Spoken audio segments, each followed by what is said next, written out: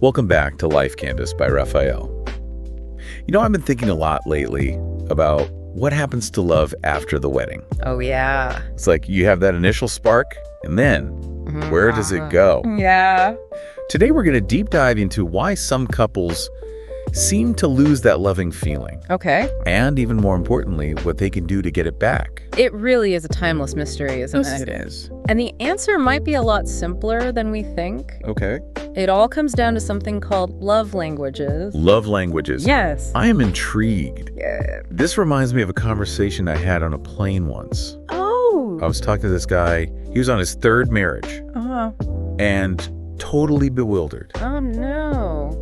He told me he loved each of his wives deeply, showered them with gifts and compliments, but somehow Okay. it always fell apart. This is a perfect example of where love languages come in. Okay, I'm listening. He was expressing love in the way that he understood, but Yeah. it may not have been the way his partners needed to receive it. Right. You see, just like we all have different native languages, we have different ways of experiencing and expressing love. So it's kind of like trying to tell someone you care for them in French, Yeah. but they only understand Spanish. Exactly. You might be saying all the right things, Right. but the message just isn't getting through. And here's the thing. Okay. We actually develop our primary love language early in life. Really? Yeah, it's shaped by our families and experiences. That's interesting. This is making me think about Ashley. Oh, yeah. She was this troubled teenager from one of our sources. Okay. And it turned out that beneath her rebellious behavior Yeah, was a deep need for affection and quality time from her parents. that makes sense. But they weren't giving it to her in the way she needed. Oh, that's a classic case of a mismatch in love languages. So it's almost like having an emotional... It's like having an emotional love tank Okay. that needs to be filled regularly, filled with love. Yeah, and when it's empty, we feel unloved and disconnected. So how many of these love languages are there? Well, there are 5 basic love languages. Okay. First up, we have words of affirmation. Okay. This is all about expressing love through verbal compliments, Right. words of encouragement, and kind words. I can see how that would be powerful for some people. Just hearing those validating words Oh, can absolutely. really make someone's day. Next, we have acts of service. Acts of service. Yeah. For people whose love language is acts of service, Yeah. actions truly speak louder than words. So like helping out around the house or something. Yeah, they feel loved when someone does something helpful for them, like cooking dinner, running errands, or even just taking out the trash. Oh, that one definitely resonates with me. Nothing says, I love you, like someone taking a chore off my hands. Right. It's all about seeing that love translated into action. Yeah. Now, let's talk about receiving gifts. Okay. This isn't about materialism. It's about the thoughtfulness behind the gift. It could be something small and inexpensive, Right. but it's that symbol of love and care that really matters. So it's like you're saying, I was thinking of you. Yeah. And that feeling of being remembered and cared for is the real gift. Exactly. It's that tangible expression of affection that speaks volumes. Yeah. Then we have quality time. Quality time. Okay. This one's all about giving someone your undivided attention, Right.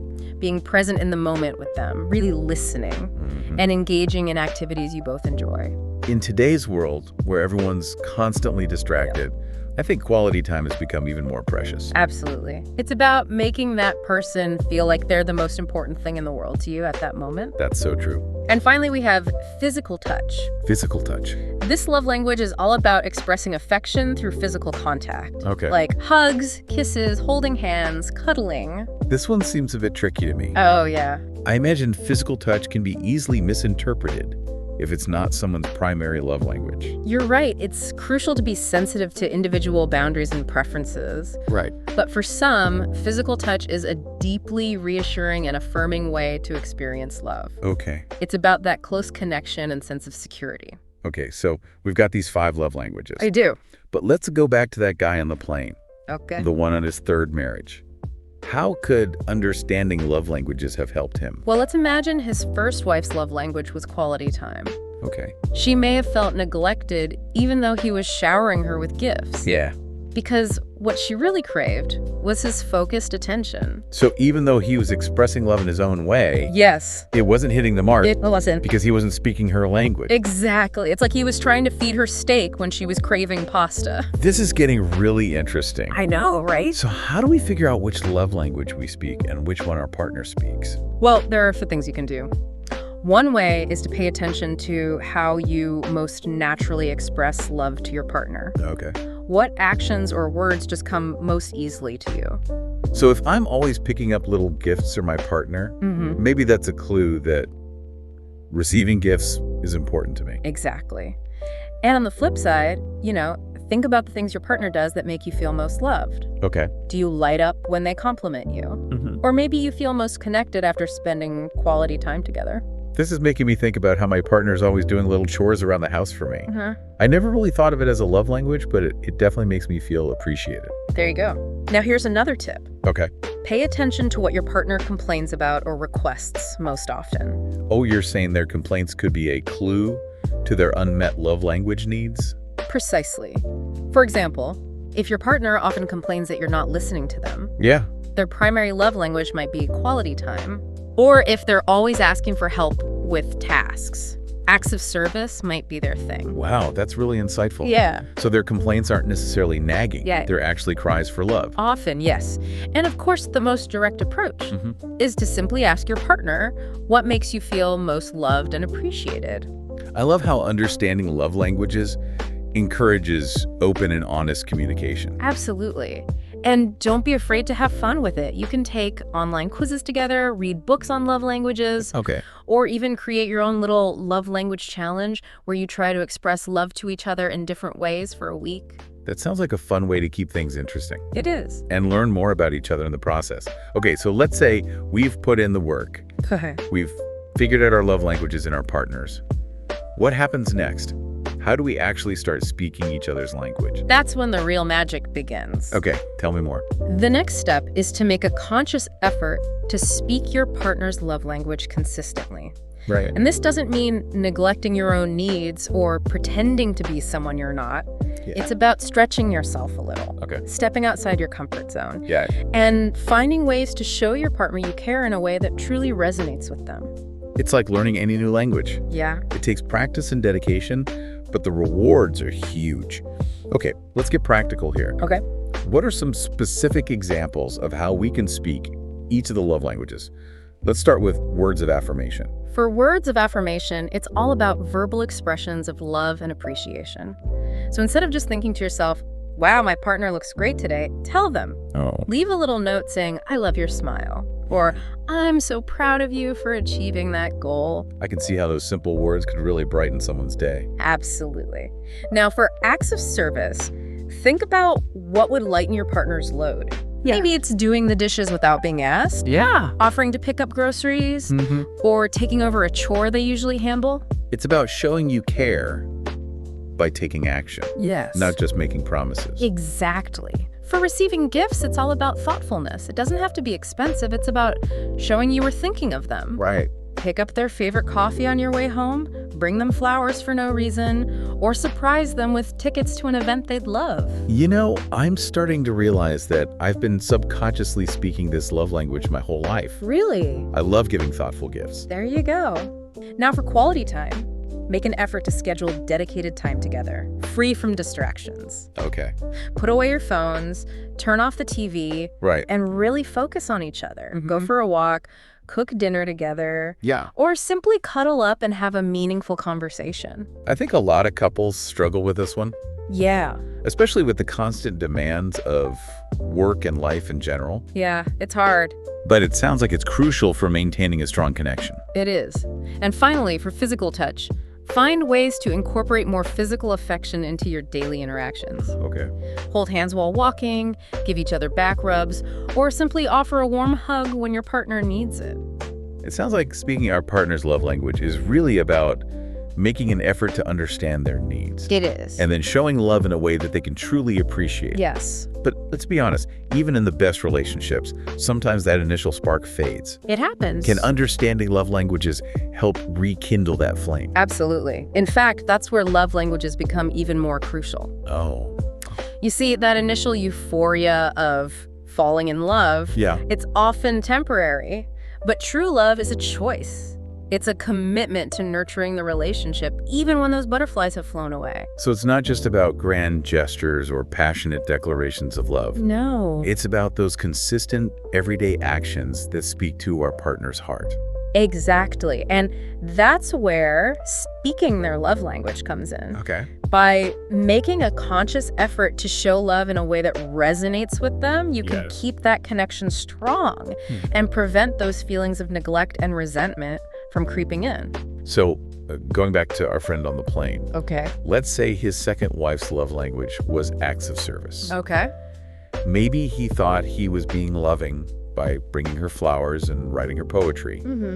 But what she really needed was for him to help out around the house and share the workload. Exactly. And because he wasn't speaking her language, those loving gestures might have actually made her feel more resentful. Oh, wow. She might have thought, he thinks he can just buy his way out of doing his fair share. Wow, that's a completely different perspective. I know. So even with the best intentions, we can actually be hurting our relationships. Like, we can't. By not speaking our partner's love language. Precisely. It's like trying to build a house with the wrong tools. You might have the best materials, but if you're using a hammer to screw in nails, it's just not going to work. This is all so fascinating. I know, it's so cool. So what about those times when we feel like we're the ones not getting our love language needs met?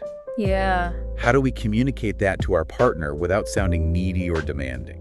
That's a great question, and it's something we'll dive into after a quick word from our sponsors. We're back, and I'm ready to tackle that tricky question. How do we let our partner know what we need without making it sound like a complaint? Well, it's all about approaching the conversation with love and understanding. Okay. Not blame or criticism. Right. Remember, your partner isn't a mind reader. Yeah, that's true. They might be completely unaware that they're not speaking your love language. So how do we even start that conversation? Yeah, it's tricky. It feels a little awkward to just blurt out, hey, you're not giving me enough hugs. Right. You got to find the right approach. Start by sharing what you've learned about love languages. Explain to your partner that you've been reflecting on how you both give and receive love. Okay. And that you want to make sure you're both feeling fulfilled. So frame it as a team effort. Exactly. A shared journey of understanding and meeting each other's needs. Yeah, you can say something like, hey, I've realized that quality time is really important to me. Right. It makes me feel loved and connected when we can just focus on each other without distractions. Oh, yeah. Or, I know you show your love through acts of service. Yeah. And I truly appreciate that. But for me, I feel especially loved when I hear words of affirmation, like compliments or expressions of appreciation. That's much better than complaining or accusing. It is. It's about expressing your needs in a positive and appreciative way. Precisely. And remember, this is an ongoing conversation, not a one-time fix. Right. As you both grow and evolve, your love languages might shift or become more nuanced. So it's about checking in with each other regularly. Yes. Making sure you're both feeling loved and appreciated in a way that resonates. Exactly. And be patient with each other. Okay. Learning a new language takes time and practice. Right. There will be times when you both make mistakes or miss the mark. That's reassuring. We're all human after all. Yeah. It's the effort and intention that truly counts. Absolutely. The most important thing is that you're both committed to learning and growing together. Right. To create a relationship where love flows freely and both of your emotional love tanks are full. This has been such an eye-opening deep dive. It's like we've uncovered a secret map to navigating the complexities of love and relationships. And the best part is, this map is available to everyone. Awesome. All it takes is a willingness to learn, to communicate, and to make a conscious effort to speak your partner's love language. So to wrap things up, what are some key takeaways our listeners can apply to their own relationships? Okay. First, remember that everyone experiences and expresses love differently. Take the time to learn about the 5 love languages and identify both your own love language and your partner's. Okay. It's like discovering a secret code to understanding each other's hearts. It's like finally understanding why some things work and some things don't. Yeah. Why certain gestures make us feel so loved. Right. While others fall flat. Exactly. Second, make a conscious effort to speak your partner's love language. Okay. This doesn't mean neglecting your own needs, right, but it does require stepping outside your comfort zone and finding ways to show your love in a way that truly resonates with them. Those small, everyday gestures of love can truly speak volumes. And remember, it's not about being perfect. It's about making the effort. Yes. Even small steps in the right direction can make a big difference. Absolutely. And finally, don't be afraid to communicate your own needs and desires. Let your partner know how you feel most loved and appreciated.